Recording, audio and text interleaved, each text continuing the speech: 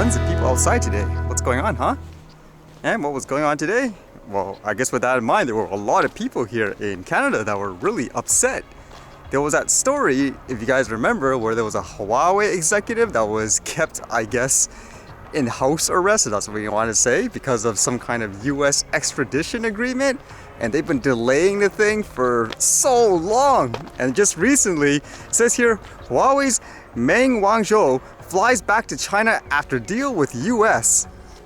Now, during this time, that made China really angry, and they actually retaliated. That's what a lot of people here would say anyways, because they actually took 2 Canadians, actually arrested them and all that.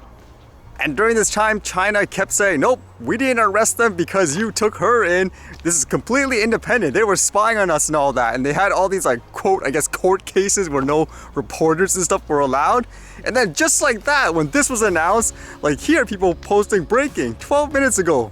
Michael Kovrig and Michael Spavor's aircraft took off, leaving China for Canada, says Prime Minister Justin Trudeau.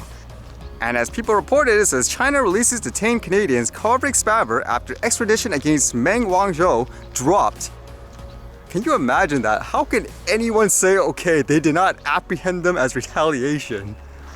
To my knowledge too, when she was apprehended here, she got to stay in like an expensive house and all that, basically enjoying life in a relaxing way for the most part in comparison to these two from the sounds of it, where they were treated like actual like prisoners, where again, everyone assumed this is basically nonsense. They just did that for negotiation tactics.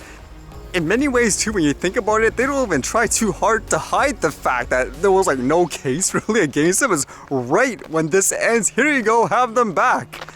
I don't see how anyone could trust, let's just say, a communist party like that after stuff like this. And it kind of shows you how much power they have, I guess you could say, to be that arrogant, if that's the right way to say it.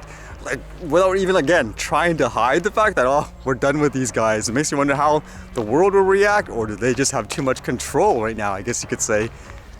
I'll actually be really interested in hearing what those two stories are and their experiences, just being, I guess, locked up there afterwards. And on some lighter news, how about this stuff? It says here, allegedly caught on drone video, so claims outdoorsman, a Loch Ness monster. What are the odds, huh? Nessie may very well have been inadvertently captured on camera with modern-day technology that allegedly shows him clear as day if you believe what this guy's selling. Richard Maver, an outdoorsman from the UK, claims to have possibly filmed the legendary beast on a drone camera while putting together a vlog of himself canoeing in Scotland's Great Lake, and if he's to be believed, Nessie's not nearly as big as they say. So you can see a zoomed-in, I guess, picture of the clip. What would you say? Is that a Loch Ness monster or something else? I don't know, I don't think that's conclusive in any single way. At first when I looked at this article too, I assumed that was the picture that was captured with the drone. Like, nope, not quite that. I guess more military drones are going to be a thing too. This one here says, Boeing to open a combat drone factory in Australia. On Wednesday, the Boeing press release said that its subsidiary Boeing Australia will establish a facility in the Wellcamp Aerospace and Defense Precinct at Wellcamp Airport to produce and assemble the Boeing air-powered teaming system, the first military combat aircraft designed, developed, and manufactured in Australia in half a century. Makes me wonder too, with people so afraid of a drone in general, would you be able to tell the difference between a regular airplane and this when it starts flying, I guess, in the air more regularly? And with all that talk yesterday, with all those leaked images and information about the new Mavic 3 having a micro Four 3 camera sensor and all that, I was actually just curious, are they going to leave everyone in the dust? And I was thinking about it, and there actually are drones with that type of camera system coming out too. Like this one here, it says the Evolve 2 is in pre-order. It's about $3,699 and it has a micro Four 3 camera system, interchangeable gimbal, 33-minute flight time, 11-kilometer range. And it's basically coming out at what, about October 5th or so? It says US only though.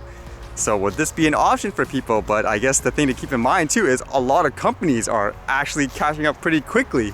Makes me wonder if DJI kind of fell asleep on the wheel, being too comfortable with their, I guess, leadership in the industry and dominance.